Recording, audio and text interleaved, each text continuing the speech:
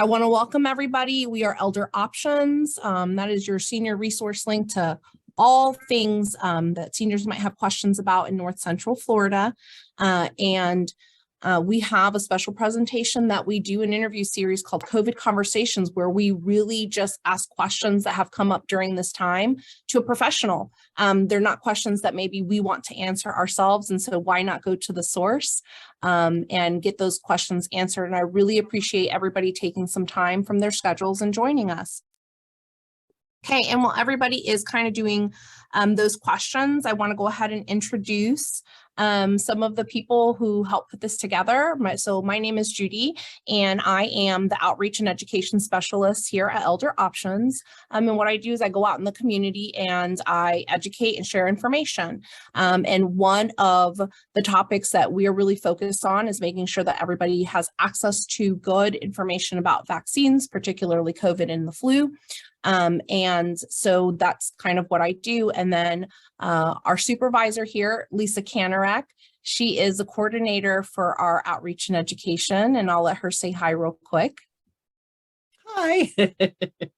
Hi, Lisa Canarac here, Outreach and Education. I had the pleasure of working with Judy and helping support her in all of her amazing efforts, but we are really excited for our speakers here today. So we'll let Judy take it away. Yes, and so we have a special speaker, Dahomey Abanishe from the University of Florida, clinical psychologist and associate professor, and her PhD candidate, Nicole Evangelista, in that same department of clinical and health psychology. But I hear that she's going to be leaving soon. She's from California, and it looks like she's going to head back to the West Coast for an internship, I guess, in neuropsychology, Nicole. So congratulations. And she's going to do our introduction. Thank you so much. And, fingers crossed, we don't know yet where I'm going, but we'll see in a few months. But yes, I'm so excited and honored to introduce Dr. Dahomey Abanishe. You've heard a little bit of background about her, but, if you've actually seen the movie, The Woman King, that was based on the women of Dahomey, which is actually where her dad got her name from. So a little fun fact there. But some other background, she actually received her PhD in counseling psychology from the University of Oklahoma. And she currently is an associate professor at the University of Florida and a clinical psychologist here at the UF Rehabilitation Hospital. So she works with patients discharged from the hospital, like Shands, for a variety of reasons, but she is truly so dedicated to helping patients improve their quality of life, all while dealing with major traumas, injuries, or diseases. I've been so fortunate to learn from her, and I can't wait for you all to hear from her today. Awesome. Oh, thank you so much. Thank you. We always do introductions. It's always this amazing long list of accomplishments. And we want you guys to know that we are bringing you guys those experts. We're bringing you guys the people that know. We don't know all the answers to everybody's questions and the community's concerns. And so that's why we want to connect. Thank you. Welcome so much. We're so lucky that we have somebody here to answer some questions. So we have some questions that we're going to ask. We have these questions because we're in the community and sometimes they come up in conversations. These are things that people have either asked us, maybe emailed us, or we've heard in conversation out in the community, as I stated. And after we are going to be able to open up to questions from everybody who's here. And so if you have a question during the conversation, please feel free to put it in the chat.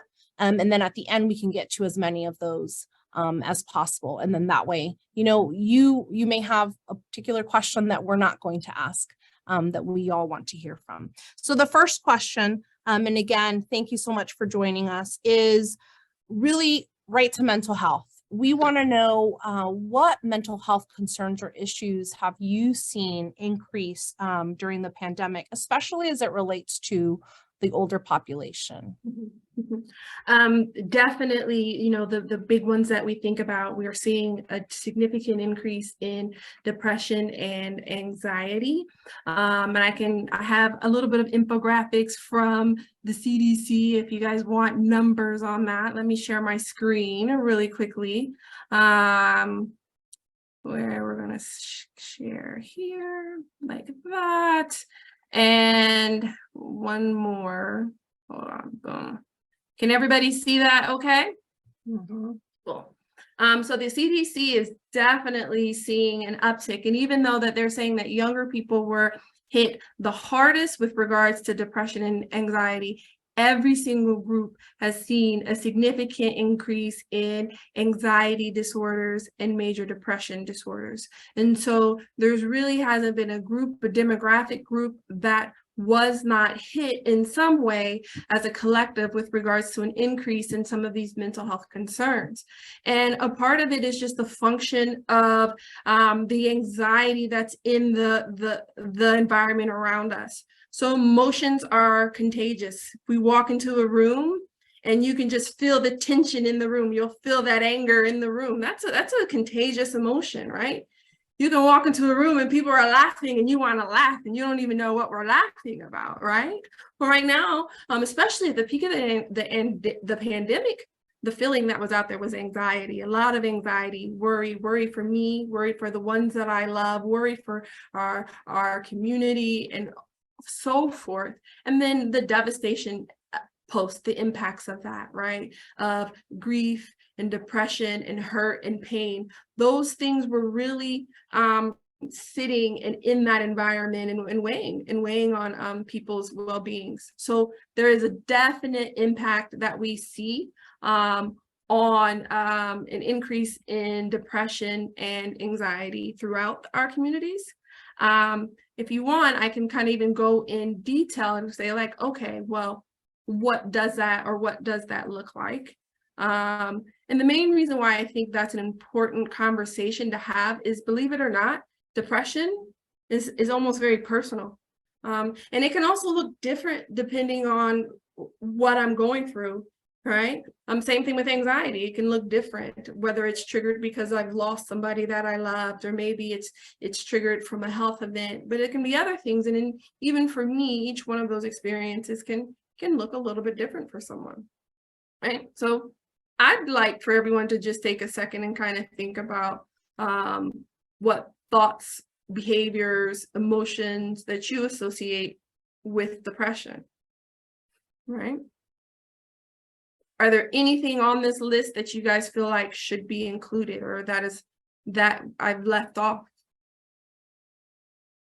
Let's talk about depression and what words, thoughts, emotions do you guys associate with feeling depressed? Right? Sadness was definitely that first word that came to my mind Sadness. before you put this up, sadness. Yeah, right.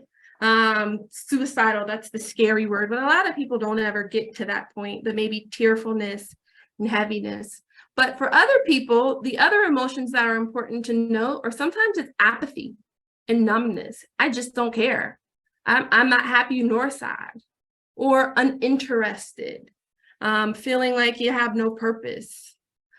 We've seen a significant increase in substance abuse, not just like illegal drugs, but a lot of increase in alcohol, marijuana, overeating or not eating. And then even when with depression, sometimes there's forgetfulness, right? You're not able to even pay attention or get your brain started, get my brain engaged, feeling loved or unloved. And the reason why I want to take a moment to think about that, are you guys with me? Is empty. Oh, good one, Marcella. Emptiness. That's a very, very, very good one. So emptiness would be a good one to add to this.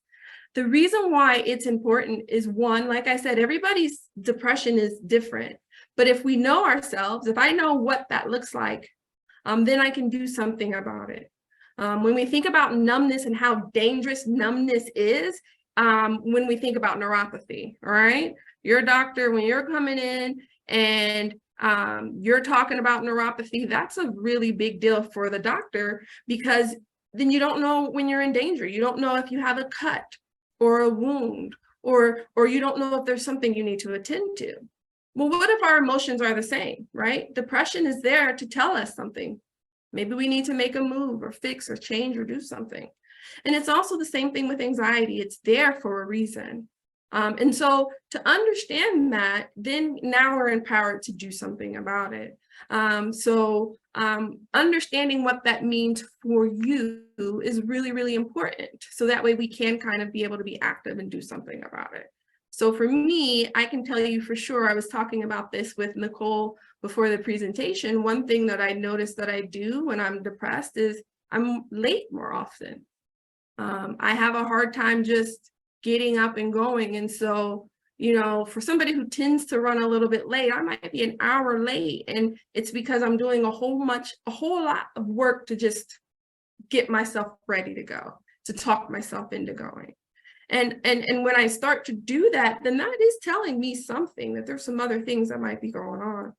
Nicole, do you mind sharing kind of one of the things for you when you're in that space? Yeah, I definitely relate to what you just described, but another one I've noticed for myself is I won't cook my meals. I will want to order out every day. I want to get that pizza, something easy and quick that I just don't have to think about or take the time to do because I just don't have the energy. And that's something that I notice if it's happening every day, that's kind of a sign to myself that something's going on. Thank you. Thank you so much for sharing. So you guys don't have to share this out loud. You don't have to put it in the chat, but I do want you to take a second and maybe think about what it is for you when you're in that space, that sad space. And mind you, sadness is a normal emotion, right? I don't get concerned unless you're not, you can have a sad day. I always say, don't let a bad morning become a bad day, right? But maybe it's a bad day, maybe it's a bad weekend. But when we're talking about a month, talking about weeks, now we're starting to get concerned because you're having a hard time getting out of that space. That's what depression is, right? It's when I'm late to everything for a month and I just can't get out of that, or I can't get myself into those healthy habits. So I want you to think kind of for yourself, not necessarily, but when you're depressed, disorganization is a good one for me, but what it looks like for you. Okay. Give everybody a little bit of space just to sit with that.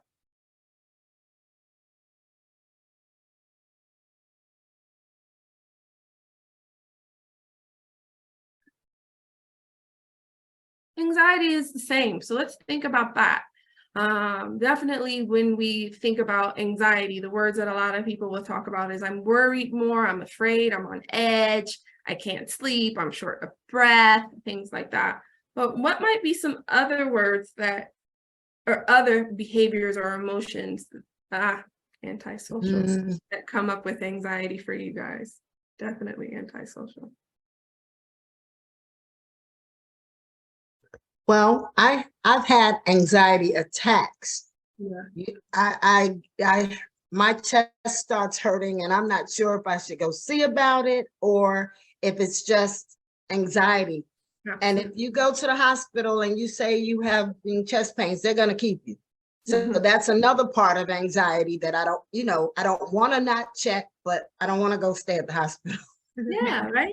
Because that's a stressor in and of itself. You don't want to go there expecting something big and also to hear it's an anxiety attack until now it's kind of feeding on itself, correct? Right? Absolutely. And I think what also that I like that you're picking up on, Denise, is that these feelings that we have aren't just emotional and thoughts, but they're physical. We can feel it. Depression for me kind of has a heaviness, an achiness.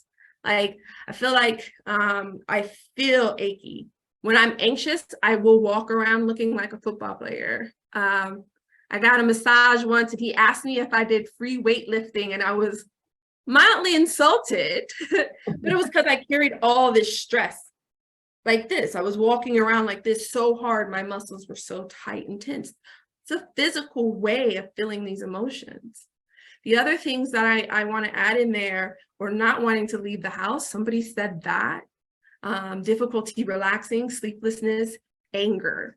So anger is often behind anxiety. And so we think about halt. So when somebody's driving and they cut them off and they get angry, there's usually, I'm angry because you made me afraid. I'm angry because I'm hungry. I'm angry because I'm on edge. And usually anger can come secondary to some of that anxiety that's already percolating there. And so these feelings, these behaviors are all avoidance. Oh, that's a good one. Procrastination, absolutely, are all really kind of ways that the symptoms of anxiety and depression are manifested. And to think outside of that box and to know yourself is important, because now we can do something about it. My example, and when I think about one of the times where I was the most stressed, I locked my keys in my car with my car running 3 times within, I think, 2 weeks, to the point where AAA said, "You don't have any more calls, ma'am. Like, you can't call us anymore." And that's when I was writing my dissertation. So that was a pretty intense time period for me, and my brain was somewhere else, right? But now I use that. So when I start to notice that I'm losing things, misplacing things, having a hard time keeping up with things, I remember, right? Oh, this is what happens when I'm anxious. Maybe I need to think about it or do something about it. And so all of this comes back to that slide that we talked about, the increase in depression and anxiety, because when we think outside the box of just some of the typical ways we describe it, there are a lot of ways that this can manifest in our lives. And I just want everyone to be a little bit more aware of it, okay? So to know better is to do better. We don't want to be numb. So I already kind of gave you a time when I was more anxious. You guys have already kind of given me some more where I've noticed how my behaviors and thoughts and all of that were impacted. Let's talk about some ways to kind of do and to kind of go back to what Denise said and kind of think about how it manifests in your body. Sometimes a really good way of doing that is just take a second and pause, right? Direct your attention to your feet and start scanning, and just notice the areas where you're relaxed, and notice the areas where you're comfortable, and start from your feet and move your attention all the way up. So we're going to do that right now. Everybody's sitting in their chair wherever they are, and I just want you to take a second. I just want you to start and direct all of your attention down to your feet. Right? Maybe there's some comfort there, maybe there's some discomfort there. While you're having your attention there, I just want you to tell your feet just to relax, to think about relaxation. Imagine that all of those muscles in your tendons in your feet were just loose and limp and relaxed. Okay? Bring your attention forward, bring it into your legs, being aware of your calves, your knees, your thighs. Do you notice any tension there, heaviness there? Do you notice that they're relaxed? Are they comfortable? Are they uncomfortable? Tell yourself just for a second, imagine those muscles in your legs. Tell them to become loose and limp and relaxed. Just want you to be really aware of your feet and your legs in this moment.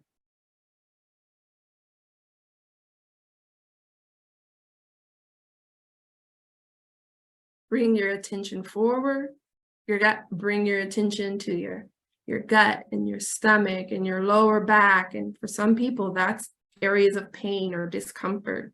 Notice the areas of pain, but notice the areas where there's no pain. Notice the areas that are tight and just tell those areas to relax. See if you can just tell your body to let those feelings go and relax.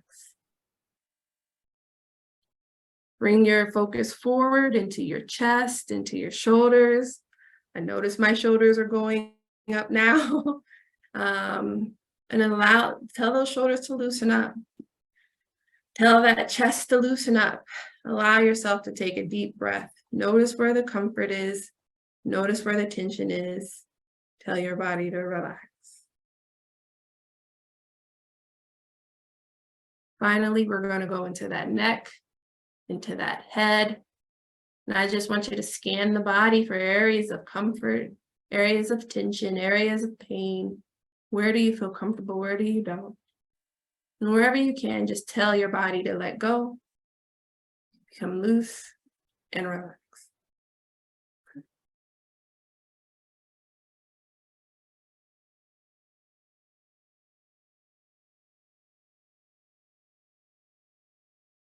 Sometimes it's as simple as just taking a second and sitting still with your body and asking myself, how do I feel? Not just mentally, but physically. And tuning into that gives you the power to do things. Simply sometimes just telling myself to relax my shoulders, noticing how it feels. Does anybody else have any observations when I walk them through that exercise? I wanted to say, as soon as you said, scan your body, I want you to pay attention to your toes. I felt my shoulder, like my entire changed. Yeah, right. Just tuning in and asking myself, how am I feeling right now? And then it's so funny how easy it is just to say, let go. Right. Cool. So I'll let you go ahead to your next question. Good. So my next question, of course, you've really answered what are some of the mental health concerns. And I just want to know if there are specific things that when we're talking about communities of color that are impactful in those communities that we should be mindful of if we belong to one of those communities. Absolutely. I do have a slide for that. I got to practice before, so I kind of knew the questions that were coming my way. Can you guys see that okay? All right. Is everybody okay? Everybody's nodding, so I'm assuming the slides are going.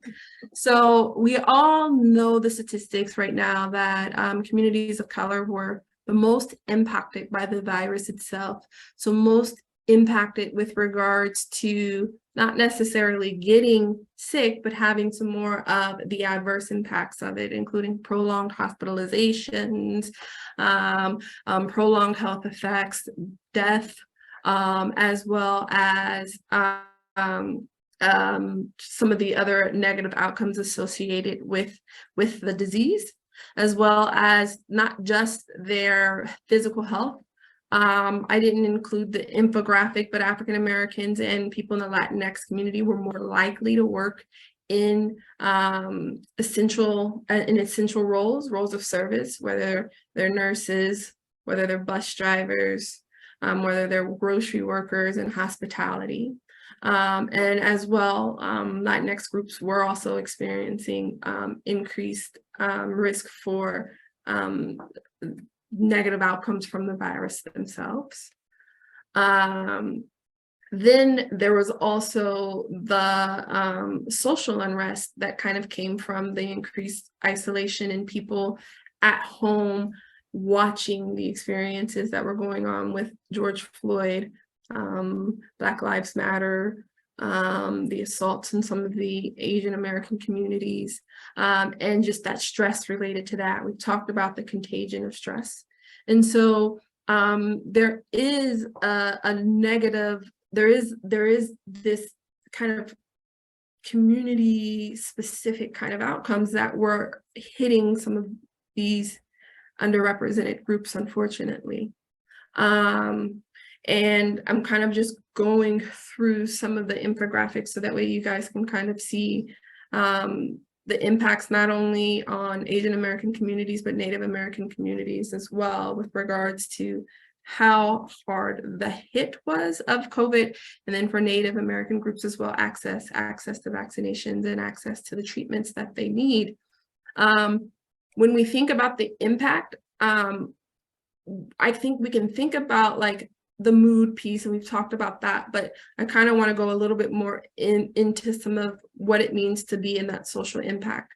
So when your group, so as an African American, you know, not only is it more likely now that I've lost somebody, that I'm having to deal with the grief and loss of more family members succumbing to the COVID virus and the COVID disease. I work in the rehab hospital, and at the height of the pandemic, I would have patients who were in my hospital being treated for COVID and being told that their father has died, or their uncle has died, or now their grandmother is in the hospital. And that just is what we call compound grief, right? Right. You don't get a chance to catch your breath before you get hit with another wave, and then you get hit with another wave. And that shows all kinds of negative impact on chronic diseases, diabetes, blood pressure, other chronic health conditions can be really impacted by stress. And if you're experiencing higher rates of loss, you're going to experience that stress in a very visceral way. Then there's less access. So African-American churches definitely were shuttering and doing a lot more work to protect the community. And so some of those social outlets weren't available. And then less family time.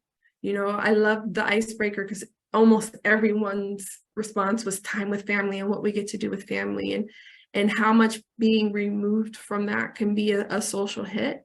And not only are we removed from it because of the pandemic, but maybe because we've lost somebody, or they're in the hospital, or they couldn't go to a hospital near my house or a nursing home near me. They had to go all the way out to the Panhandle because that's where a bed was, and all of that increasing stress associated with that.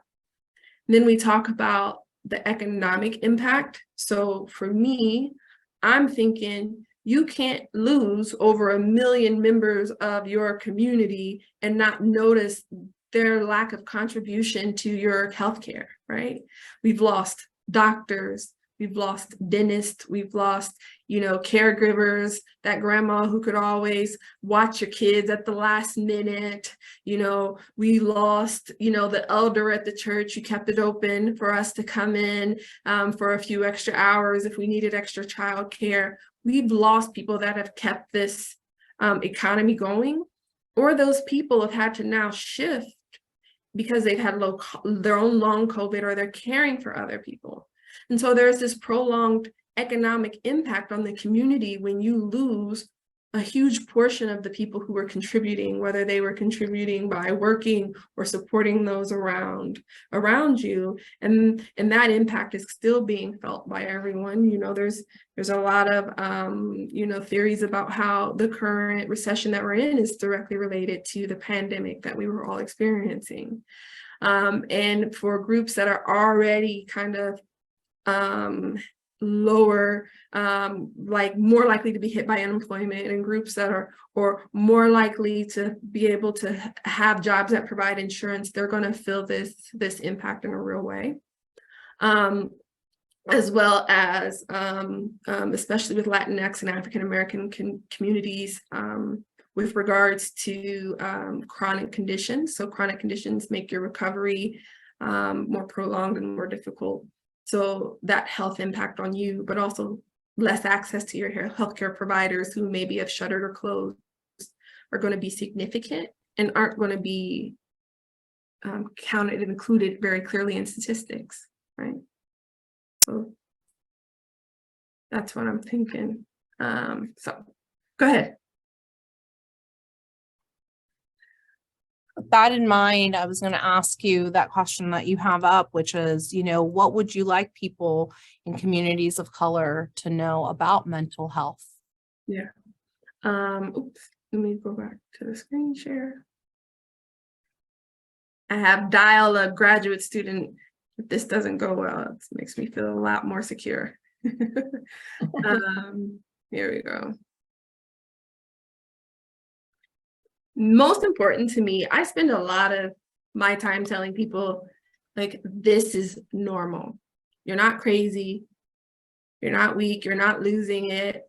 Of course, you feel like you're more disorganized. Of course, you've been less social. Of course, you're not feeling like yourself.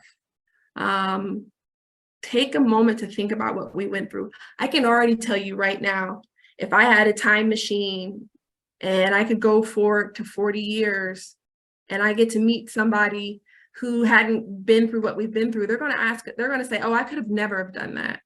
Even now, I can't even think, like, if you ask me, can you imagine going home and being told you can't leave your house for an unknown amount of time, and while you're there, there's this virus that could kill you? Do you think you could do that again? No, I don't even think I could do it again. And I just made it through this first time. So it's easy for us to think about it in the context of others and empathize, like, oh, that was tough. I don't know how they can do that. But we need to give ourselves that same grace, right? You're not crazy. You're not lazy. You're not weak. You're losing it. These are normal responses to stressful situations, right? Numbness is not a good place to be. These emotions are telling us something, and we need to kind of tap in and realize that that's okay how we're feeling, but also that we can do something and do things about it to make us feel better. It won't be like this forever. One of my favorite sayings from my patient was that we were talking about the rain and I rolled my eyes and he was like, no, Dr. Abanishe, I love the rain. It's coming, it's cleansing, we're gonna come out new. He said, if it is sunny every day, you live in a desert. And I've been to Arizona and I don't wanna go back. So, right, sometimes we need these moments to just really kind of appreciate what we have and appreciate that rainbow when it comes. For our next question, and I'm going to kind of combine the next two questions, which is really, how can, if we ourselves are having a hard time, let's say we do recognize, hey, I'm sleeping a little longer. My house looks a mess. I can tell I'm, in that space where maybe things aren't okay. How do we reach out for help? And in turn, how, if we see someone in our family or our friends who is struggling, how can we say, hey, we're here for you? Good question. All right. So, definitely, you guys can tell I was in the Winnie the Pooh moment, because Winnie the Pooh is full of life lessons, just so you know. I do want us to stop and reflect on our strengths. It doesn't get to your question, but we're going to kind of come back to that question, because a part of my job, the big part, is to tell people you're normal. And then the other time is just to help people realize how tough and bad mamma jammas they are. And sometimes when we stop and we think about like, oh, how did I get through that tough time? We can really realize that there's some strengths and some things that we use, whether we were aware that we were using them or not. So think about that time that we talked about before where you were depressed or anxious. How did you get through? So let's make this open this up a little bit to everyone. What did you do? I know for me, I have to activate my sister girl network and start calling some friends and saying, I need to get out of my house. I need to get out of my head. If I'm late, you let me know, call me out on it. What about everybody else?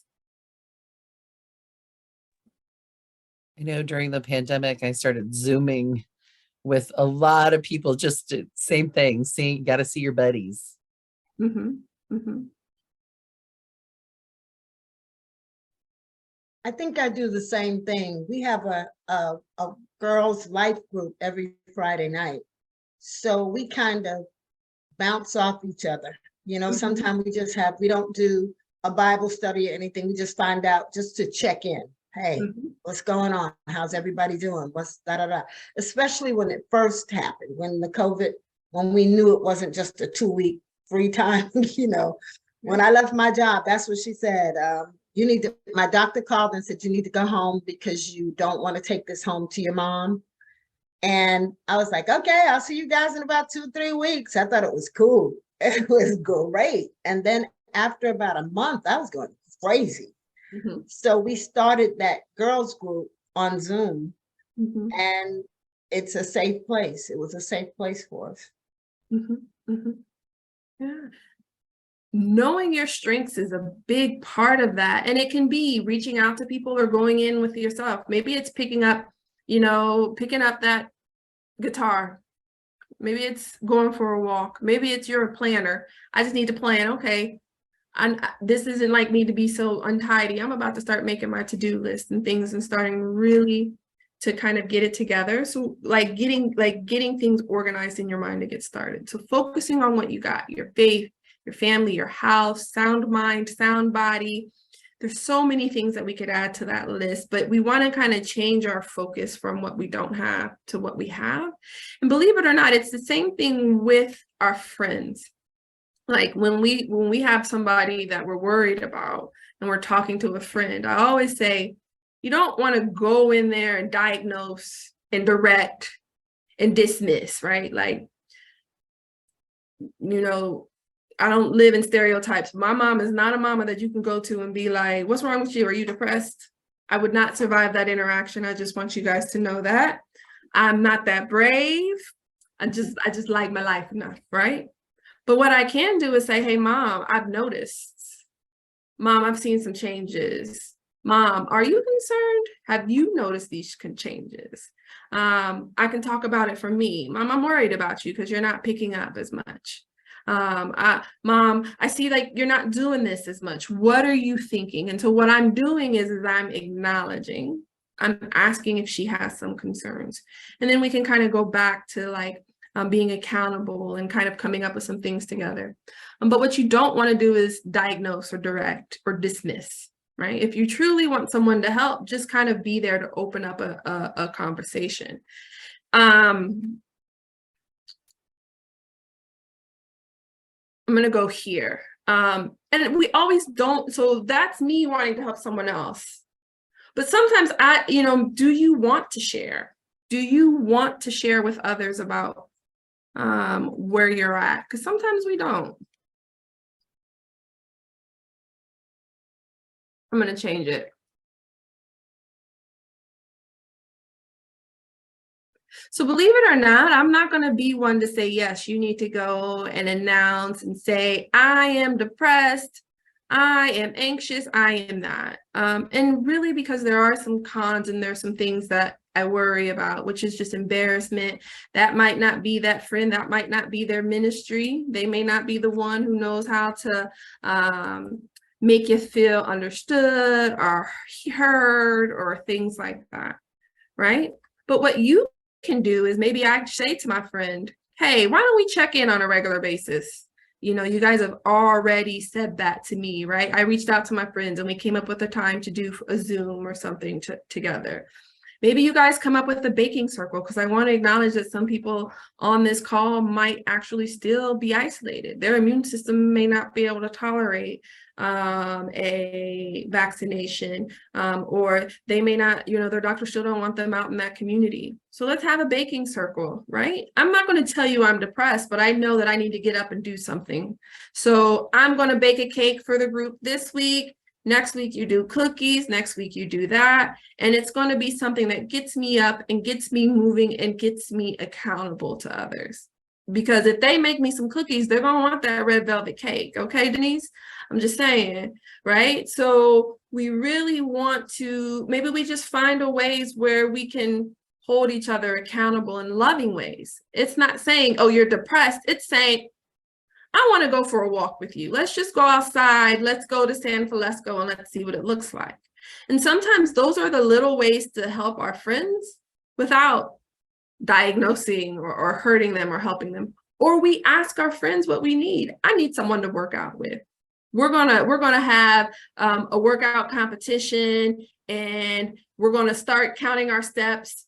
Whoever, this is what we did during my pandemic with my girlfriends was, we had a walking competition. So you had to get your 10,000 steps a day. If you didn't, you put $5 in a pot. So whoever didn't get their steps put $5 in a pot. And then we use that to make a big meal for each other at the end, right? So there are other ways that we can kind of get ourselves accountable or have our friends to help us hold ourselves accountable. Does that make sense? Yeah. Sorry if the slides were a little bit confusing. I put them in a different order than what I expected. Okay. No, absolutely. That's really good.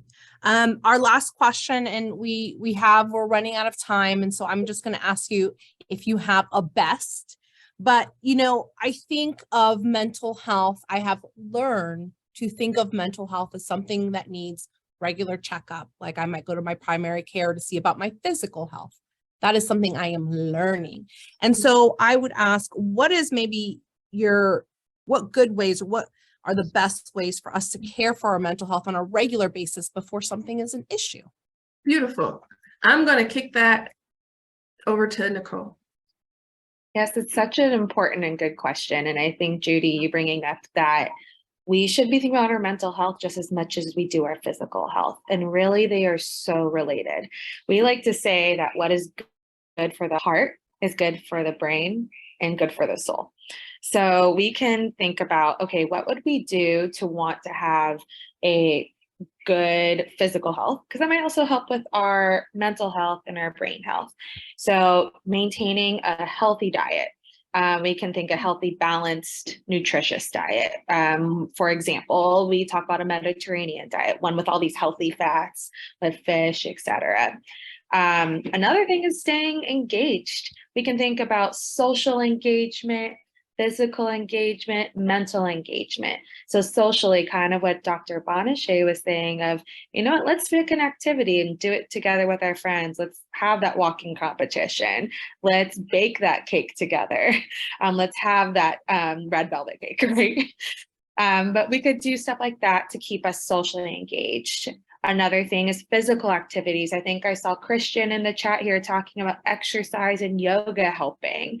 We see that when we get our body doing regular exercise, whether that's yoga, whether that's going on a 20-minute walk, whether it's just getting up and getting our bodies moving, that can have a really positive effect on how we're feeling. And then also doing something that is mentally stimulating. We can do maybe some reading, crossword puzzles, something that kind of gets our brain working, journaling, writing things down, whether that's in a physical journal or typing it out on a blog, maybe even doing a vlog if that's more your thing, a video, but something that kind of just gets you up and moving. Another thing is a regular routine. So I know we talked about before that a lot of people mentioned that you can feel, I think the word was scattered. Judy, that is a great word. Scattered. Maybe we are procrastinating or not feeling as organized. Having a regular routine can bring back in that structure. It can kind of anchor us in a way. This right here is my planner and I live by it.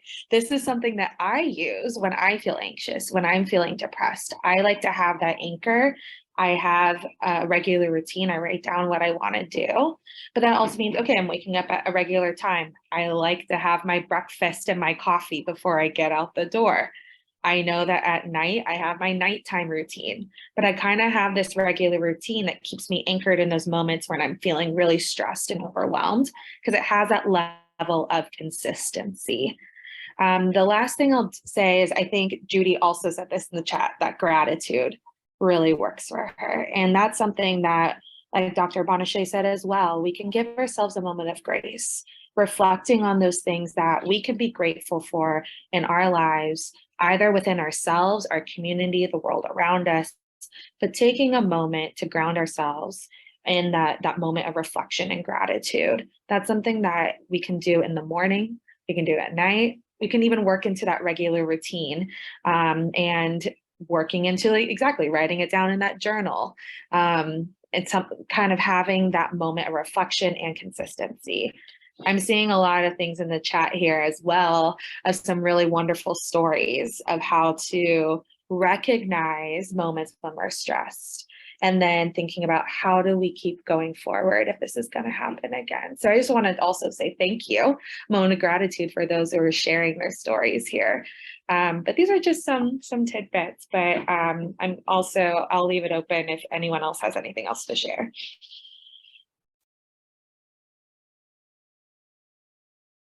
Well, I want to thank you guys so much. This is such good information, but I do want to open it up and see if anybody has a question that they'd like to ask before we have to go. And Jessica, Jessica, just for those of you who aren't looking at the chat, says, I left ER work last month. The past 2 years have been so overwhelming. Going forward, I have learned so much to be able to handle my own stressors. My sister, Jessica, is a nurse. And so she still works at a hospital, but instead of being full-time, she does this the weekends, and now she's a corporate nurse because she was so overwhelmed and stressed. So kudos to you for listening to what you needed. One thing that we did in the emergency room, as you know, in the emergency room, you can never take a break. but we came up with a take 5 that no matter where you were, you took 5 and you went to a special place in the break room and you'd write your feelings down and put them in a little box that we had. And then like in huddle the next day, we would discuss it as a team. But that really helped you not only think about your feelings, but you're writing them down. So I think that had a huge impact. As you're writing, you're really expressing your innermost thoughts. Yeah. And there's something too about when you write something down, it takes it out and it puts it physically away from you. And it can kind of get you from stuck ruminating and just saying it's down and it's out. I use that recommendation a lot with insomnia. Grab an old-fashioned pen, and a paper, and just write it down. That is an excellent strategy. That is such good advice. That is not one that I do. I do, you said list the things that you're grateful for. And at some point in my life, I learned that. And so I will do that in my head. But writing it down, that's such a good tip. Thank you. Anyone else have questions or want to add to that conversation? This is Amalia. Can you hear me? Yes, Molly, we can hear you. Hi. This is all very interesting, and actually, you know, I certainly endorse it all, having been a psychiatric nurse for a few years. But my experience with the COVID was easier for me because I lived 9 years in a country where I didn't speak the language or understand it. So you talk about the COVID and you can't go out and talk to anybody. I had to learn about myself and how I was going to cope and still do all the daily things that you do for a family. Shopping when you can't speak the language, don't know what you're buying. Yes. It was good training. And so my thought is that we really don't even know ourselves until we're put into a situation where it's so different and you can't just call somebody up or knock on a neighbor's door. We have to learn about ourselves and then gradually teach ourselves how to de-stress from it. Yeah. It's not simple, but it can be done. Yeah. What I like about that experience is you can say, okay, when have I been through something similar?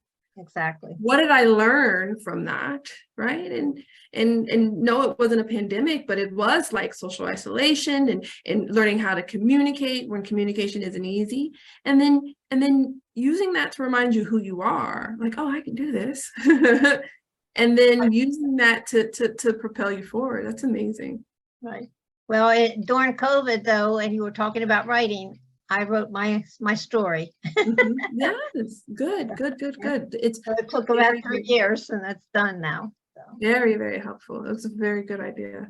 It's interesting because in like more and more, they acknowledge that prison, like people in jail being in isolation for too long is inhumane. That's right. Being without anyone to communicate with and express your thoughts with will drive you mad in a way. And so finding those creative outlets and those ways of communicating and finding ways to check in with people are just so foundational to just being a human. Mm-hmm.